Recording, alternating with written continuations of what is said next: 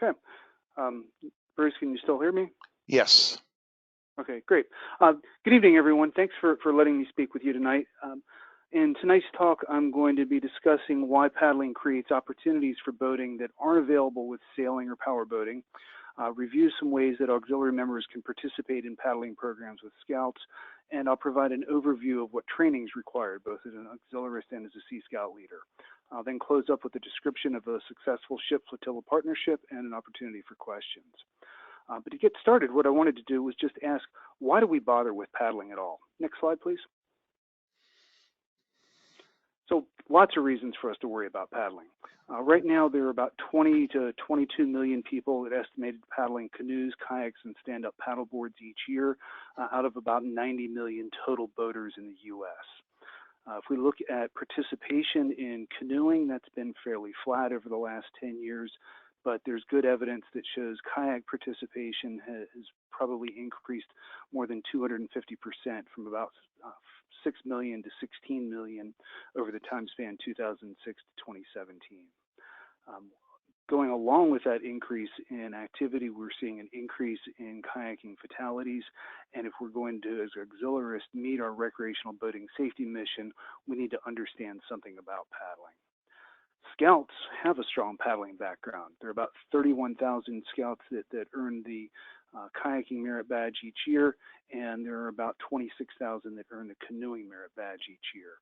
In addition to that, 10 to perhaps 100,000 Scouts participate in some form of paddling each year. So if we can tap into that knowledge base, we can share our knowledge about boating safety and also take on the knowledge that Scouts provide. One of the challenges we have is that right now, the AuxPad program, the Auxiliaries Paddling Program, is quite small. The last time that I checked the Aux directory, we had less than 20 qualified personnel to serve as paddlecraft operators and less than 5 qualifiers. So comparing that to more than 50,000 Boy Scouts and Sea Scouts that have paddling information, there's clearly an opportunity for us to gain from that partnership as well as for Scouts to gain. Next slide, please. So regardless of what auxiliary members know about paddling, they can both teach and learn from Sea Scouts. And particularly with regard to paddling, this is going to be a mutually beneficial partnership. So if we look at what we can do when we're working with Scouts, we can certainly learn and develop paddling skills. We can share information about safe boating practices. We can positively influence the next generation of boaters and their families. And in doing that, we can recruit skilled, knowledgeable, and motivated Sea Scouts into the Coast Guard family.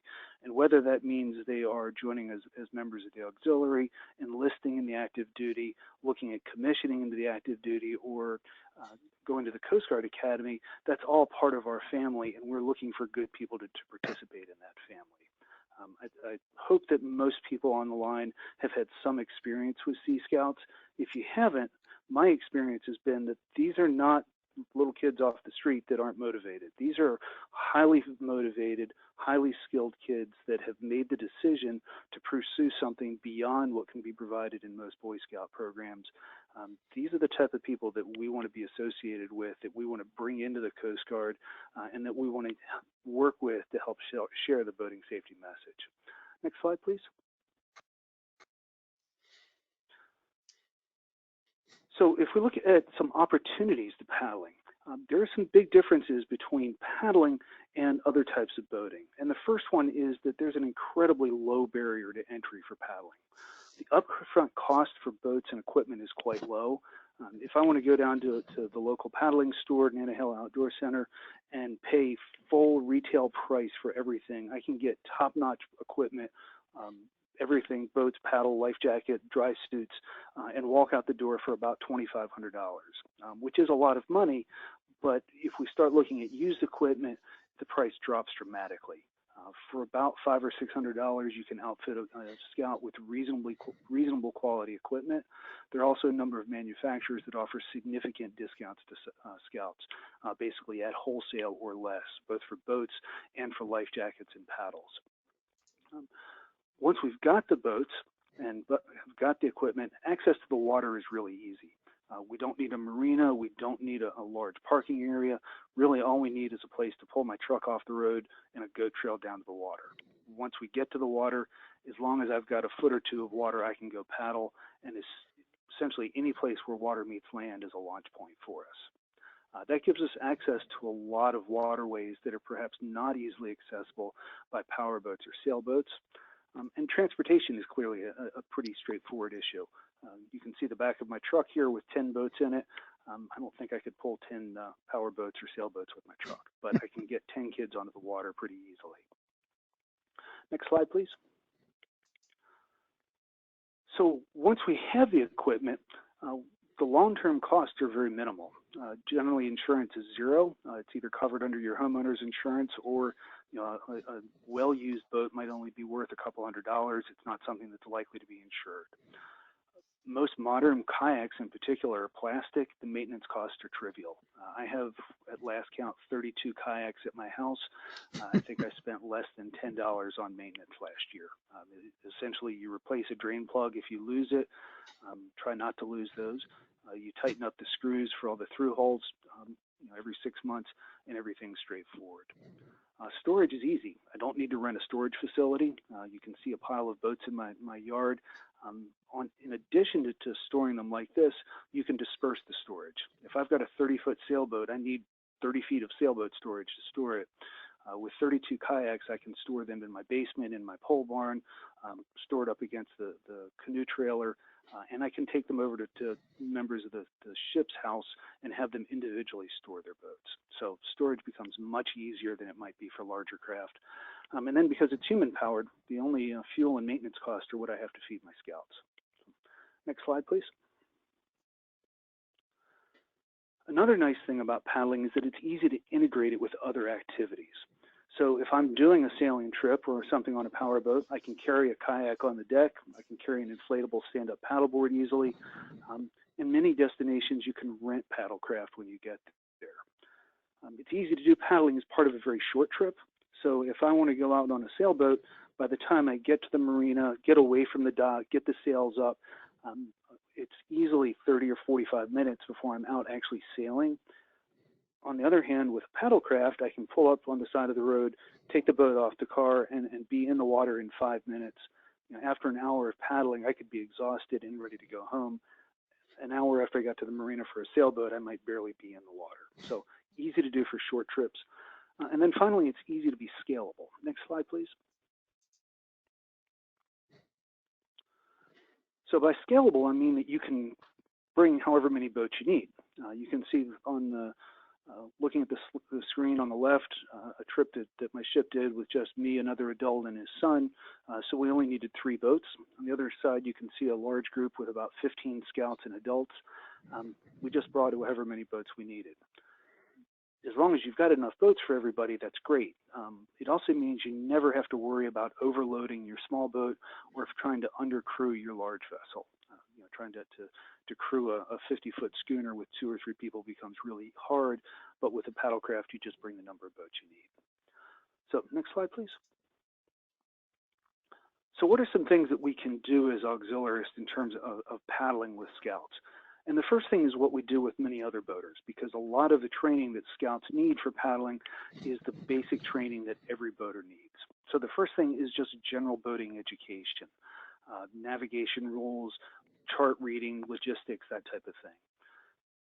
Navigation rules in particular are important because nav rules do apply to canoes and kayaks and stand-up paddleboards, but being on one of those is a little bit different because even though we might be the stand-on vessel, it doesn't help when a powerboat runs us over. So really emphasizing that message that paddlecraft are small, slow, and hard to see is worth giving to scouts to help them avoid collisions. There are lots of rank requirements for Sea Scouts that are beyond what's required for paddling, and certainly auxiliary members have that knowledge base that they can share with scouts and help them learn. And then a big thing is just having adult mentorship. We see lots of young men and women that are in desperate need of solid adult mentorship, mature adults that know what it means to be a good citizen, members of the auxiliary that can share their career and personal experiences and really just help mentor these young men and women into adulthood. It's a great thing for auxiliaries to do, whether or not you ever get into a canoe or a kayak. Next slide, please. Auxiliaries can also support on-water paddling activities without ever getting into a canoe or a kayak. So providing an escort boat for paddling trips, just having a safety vessel around for a long trip in case someone is tired, needs a break, or gets injured. If you're doing a remote camping event or some type of remote training, I'm happy to carry camping gear in my canoe or kayak, but I'd much rather have somebody else carry it in their powerboat because the engine does a lot better pulling it than I do. Auxiliary members can provide guidance about possible paddling areas. And that guidance might be that there's a lot of boat traffic at a particular time of day or in a particular location and we should avoid it. It also might be that an area is shallow and doesn't have much boat traffic and might be better suited for paddling. And then a big thing that we can do is provide guest ride-alongs. And whether or not we provide any training at all, just the opportunity for someone who's never been in a powerboat to sit in the bow and see what a kayak looks like when you're moving up on it at 25 knots. That's a real take-home message about the idea of being slow, small, and hard to see, understanding that it's important to be part of a group, and understanding that it's important to stay out of channels. And no matter how often or how hard you tell people that, the visual effect of actually seeing it really does help drive it home. Next slide, please. And then finally, we can actually get in the water. So there are lots of opportunities for paddlecraft training. Auxiliary members can learn or teach Sea Scouts about paddling, and if we don't know about paddling, there's nothing that says we can't get in the class with the Sea Scouts. Right now, the Coast Guard Auxiliary, Scouts, and the American Canoe Association all have memorandum of agreement that encourage each group to work with each other to meet their common boating safety goals. And fundamentally, we all have the same recreational boating safety goals. We want people to have a fun time on the water. We want them to avoid accidents. And at the end of the day, we want them to go home to their loved ones. So if we look at the auxiliaries paddling program, AuxPad, that actually requires ACA training for their paddling programs. Scouts don't require it, but they strongly encourage it, and they make active use of ACA, American Canoe Association programs, in their curriculum. So auxiliary members and Sea Scouts can work with ACA instructors and ACA-sponsored clubs to learn paddling skills and participate in paddling trips. Something that's important for anybody that is AuxPad qualified, right now the AuxPad SOP states that AuxPad qualifiers and participants, operators rather, are limited in who they can train. We're only allowed to train auxiliary members, but that doesn't mean that we can't take off our auxiliary hat, put on a Sea Scout hat, and provide that knowledge. Because just because we take off a uniform, that doesn't mean we lose the knowledge that we have. So, next slide, please. So that brings us to which hat to wear. And there are times where it doesn't really matter, and there are times where it might be easier to wear one or another. As an auxiliary member, we do a lot of classroom shoreside training, and it's certainly easier for us to continue doing that. If we want to do on-water training for paddling as an auxiliary member, we have to be an AuxPad qualifier, we have to have orders, and we're limited to kayaks. On the other hand, as a Sea Scout, we can do shoreside or on-water training. We can use any type of paddlecraft, and we're not required to have orders. So that suggests that doing the on-water training, it's actually easier to do as a Sea Scout than as an auxiliarist. But again, we can have auxiliary members participate in that training. They're just not going to be under orders to do it. We do have some required training. Auxiliary members working with Scouts are required to have youth protection training. If you're not familiar with youth protection, it's a program designed to avoid sexual abuse, sexual harassment, bullying, and similar things. There are a number of organizations that have programs like this, and youth protection training offered by the Scouts is a very solid program. You don't have to be a Scout to take it. If you're working with youth, even if it's not through paddling or through scouting, you can still take this. Scouts offers it to anybody that would like to take it, and it's something that, again, if you're working with kids, is worth having. Auxiliary members beyond the youth protection training also have to have training that's appropriate to whatever they're teaching. Sea Scouts have to have youth protection, and they also have to have Sea Scout leader training and knowledge appropriate to the activity. Next slide, please.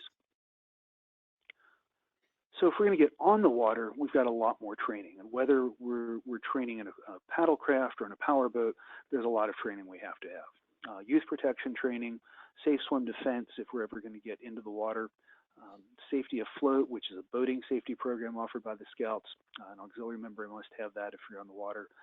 We need to have someone trained in CPR. If we're going to do paddling, you have to be an AuxPad qualifier because that makes you an instructor. And then you have to have additional auxiliary training required. To be a Sea Scout leader on the water, next slide, please. You've got to have youth protection, safety swim defense, safety afloat, CPR and first aid, and then self-reported paddling knowledge. Scouts strongly encourages ACA instructor certification or BSA's paddlecraft safety certification. And if you're going to be on harder venues like whitewater, there's a formal requirement for ACA whitewater certification or a professional hired guide. Next slide, please. So how do we get started? Starting a Sea Scout ship can be a challenge, and if you've never started a unit, it's good to get a mentor. It's good to speak with your council and your district executive and get the support that you need to get started. Until that happens, it may be easier to work with an existing ship, but whatever you decide to do, it's important to initially assess your abilities and interests, including the amount of time available, and then start working to establish relationships with people and groups who can help you. Some of those groups are going to include paddling clubs and paddling schools. The American Canoe Association's website, americancanoe.org, has a large list of instructors and clubs that can help you with that. And many clubs do offer family-oriented paddling programs and offer strong instructional programs. The paddling club that I joined with, the Carolina Canoe Club, belong to too many clubs. Carolina Canoe Club offers instruction every year, and roughly half of its 800 to 900 members are involved in instruction as a student or as an instructor. There are other local areas. Tennessee Valley Canoe Club typically has 300 or 400 students running through their classes each year, and they would love to have Sea Scouts and auxiliary members involved. Other groups that you might speak with are just manufacturers. As I said, there are a number of manufacturers, including MTI Life Jackets, Jackson Kayak, Piranha Kayak, and Northwest River Supplies, that offer significant discounts, in many cases below wholesale or at wholesale. And if you need information on those, please feel free to contact me at the email at the end of this presentation. As you're doing this, you're going to have successes. And my encouragement is to look at where things are working with your Scouts, where things are working with the partnerships that you establish, and build on those. Because there are lots of people that are paddling right now. There are lots of people that would love to have Scouts involved and auxiliary members involved, and help develop those relationships, because solid paddling clubs don't want their members to die either. The paddling clubs, the national organizations, individual instructors, we all have that same message of having a safe, fun boating trip. Next slide, please. So an example of something that's worked. The flotilla that I belong to, Flotilla 23 in Northeast Georgia, is based on a large lake, Lake Chattooga, that straddles the North Carolina-Georgia border. And the Sea Scout ship that I skipper, ship 957, is the ship that's closest to that. It's about an hour away. Last year, the flotilla provided some on-water powerboat training, gave a number of the Scouts an opportunity to take the helm, to serve as bow watch, to do some anchoring and man overboard drills. Those are required as part of Sea Scout advancements, but they're also just great skills for the Scouts to have. And since our ship does not own a powerboat, it was a rare opportunity to get the kids on the water doing something different.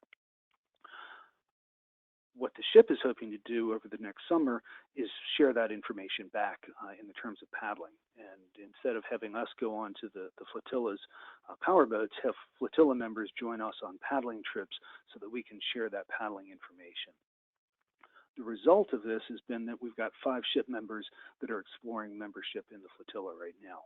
And whether they join the flotilla or not, what they've walked away with is a perception that the auxiliary is a strong organization that is committed to boating safety and is a strong member of the local community. So basically, having these groups work together makes both groups stronger. It helps both groups develop knowledge, helps us reduce paddling fatalities, accidents, and injuries. Next slide, please. So to wrap this up, some take-home messages. Paddling has a really low barrier to entry. It allows us to access a wide range of waterways. Many of them are only accessible to paddlecraft. I've got, with all of my kayaks, we can paddle in 6 to 12 inches of water. In 2 feet or more of water, you can barely tell that you're over the bottom. I don't know many people that would take a power boat into 2 feet of water, and certainly not a keel boat. That just would be disastrous. But because paddlecraft have such a low draft, we can take them into areas that you just can't get any other boat. We can see things that you can't see any other way. It's important to remember that paddling contributes about 1/5 of all boating fatalities. Over the last 5 years, it's been an average of 21% of all boating fatalities. If we're going to meet our recreational boating safety mission, we need to understand something about paddling so we can address and reduce those fatalities. And working with Scouts gives us another way to model safe boating to a larger population. So with that, if there are any questions, I'll be happy to answer them. Okay, let's start with the questions that have come up on the chat box. The first question, has there been any clarification on whether Sea Scout auxiliarists who've taken the AuxPad training while under 17 can QE for AuxPad operators once they turn 17? Sure. To actually qualify, you simply have to have the ACA certification, either an assessment, which is a test of your skills, or an instructor certification. And then you have to do your 5-mile paddle and demonstrate a couple things. So I think that the take-home message there would be that you could do the training and then do the test on your 17th birthday. Okay, we have a question from someone in D14, which is Hawaii and the Pacific. How can we get ACA training? Locally, there's none available close to him. And then he had a follow-up comment, paddling and canoe racing is really big in Hawaii. Yes, so that's a problem. The Hawaii paddling groups are they have chosen to not be strongly affiliated with ACA, so there is not much ACA training there. Let me see what I can do about fixing that and get you some information about how to bring instructors in. Okay. And yes, paddling and canoe racing is huge out there. Another question, how can we obtain a copy or access to a recording of the session? The session is being recorded, and after we're done, I'll be converting it into a format that can get posted on the web. We're actually about 3 workshops behind on posting them, but in the coming few days, we'll post a recording of this. It will be linked to from AuxB Wiki. So if you see this address, AuxB Department wiki.cgaux.org, anyway, that, and then go to Sea Scout, there will be a page on what training is available, and anything that we have recordings of, you will see that indicated there. So give us a few days, but we will make that available to you. Are there other, I had a question before the session started that was unrelated to this workshop, so I'd really like to try to deal with the questions that are related to this workshop. Let's see, we have a comment. I found this workshop to be well presented and very informative. Thank you. Thanks for your feedback. Are there other questions that people have?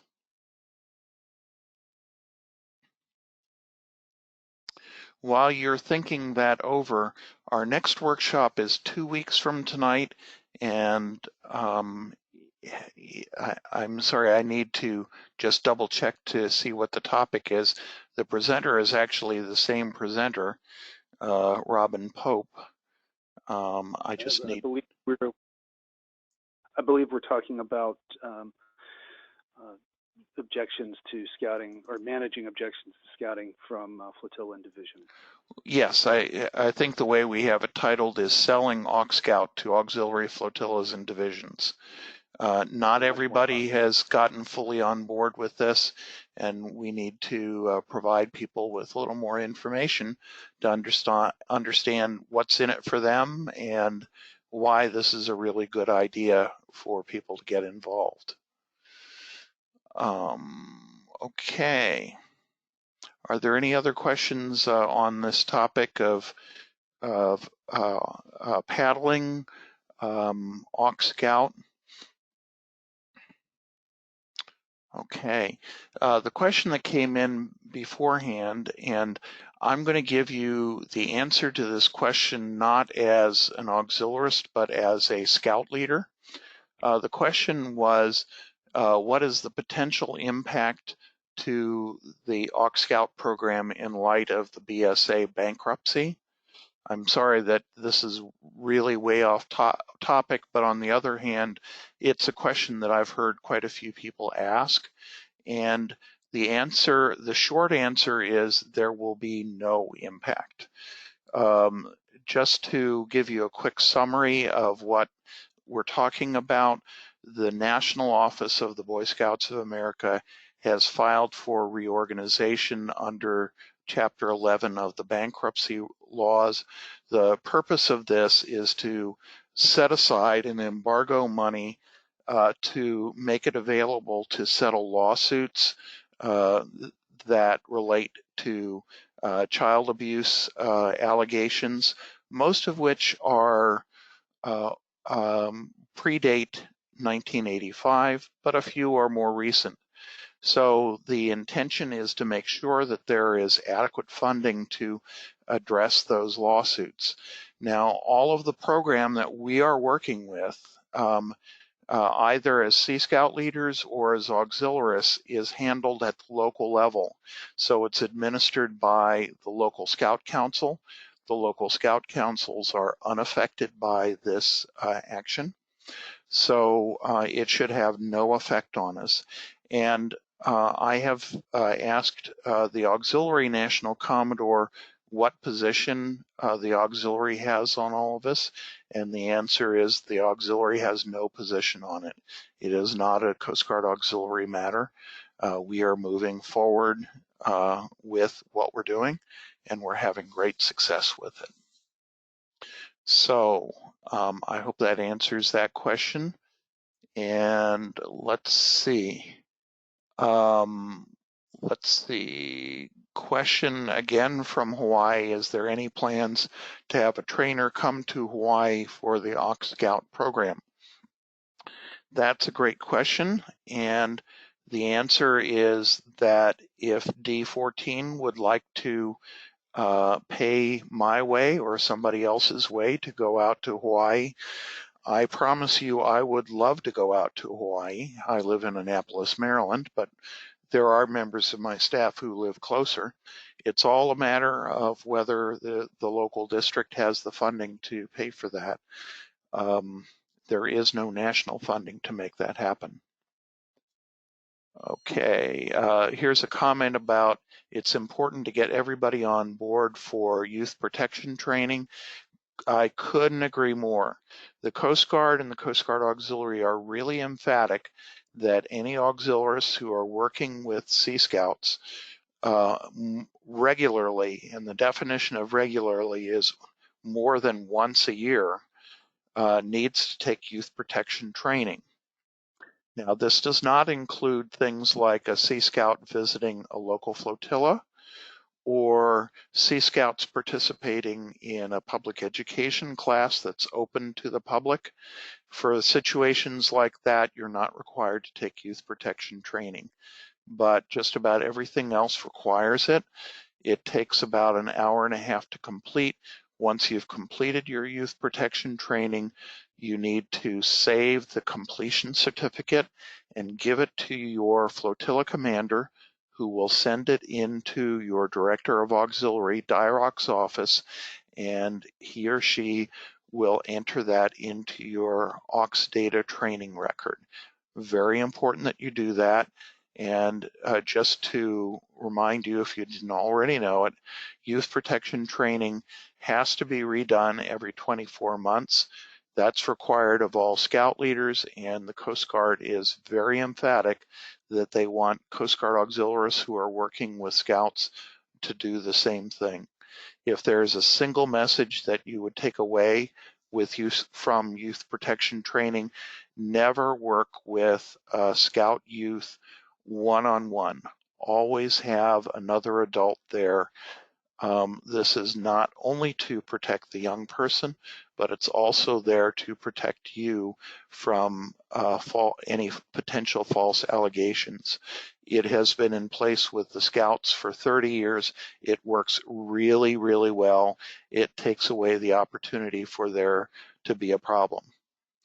Let's see. So that answered the next question, where do we send the youth protection and other safety certificates to?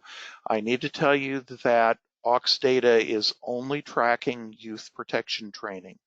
So what I would suggest you do if you complete Safety Afloat or Safe Swim Defense or any of the other BSA training, you should share a copy of that with your flotilla commander, but your flotilla commander won't be able to send it into DIROX because there is no place in Aux data to record that information.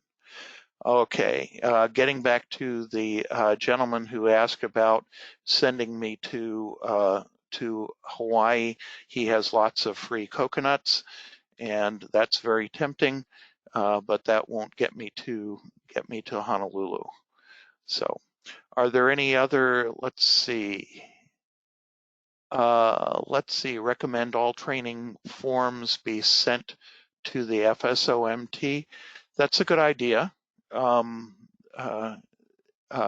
your FSOMT know that you've completed this training. And indeed, it's important for your flotilla commander to know this as well, because if you take Sea Scouts out on a training patrol, the requirement is not just for youth protection training, but also safety afloat.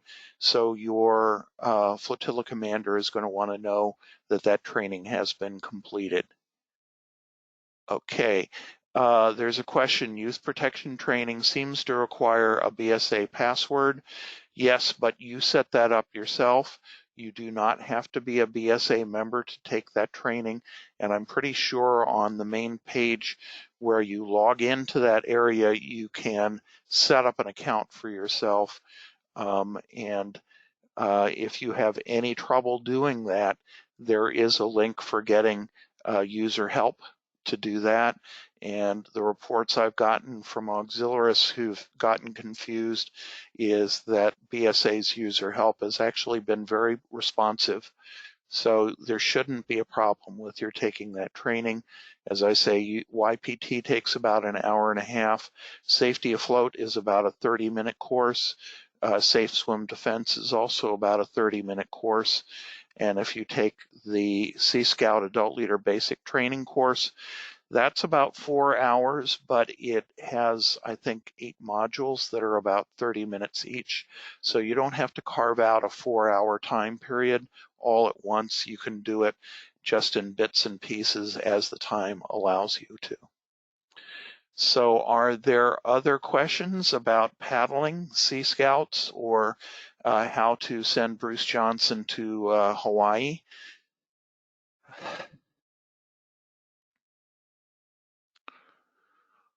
Okay, so again, we will do our best to get this posted in the next few days. Here's a comment: Scouts deserve trained leaders. Thanks for promoting our training program. BSA's training program for doing this sort of thing is really good, and it's well paced and well thought out, and it gets updated on a regular basis. I can't recommend it too highly. And for those who may be a little bit concerned that they don't know what they need to know to work with teenagers, BSA has thought that through really well, and they will help you make that get up to speed. The other thing is that we have contacts with the Sea Scouts. So if you're not sure who you need to be talking to locally to get plugged into working with the Sea Scouts, just give me a shout, and I'll be happy to get you connected with the right people. I'm at bruce.johnson@cgauxnet.us. So, okay. So thanks so much for joining us this evening. I hope you will join us in 2 weeks for our next workshop, and check back on the training page on AuxB Wiki, and we'll get it posted as quick as we can. Thanks so much, and good night, everybody.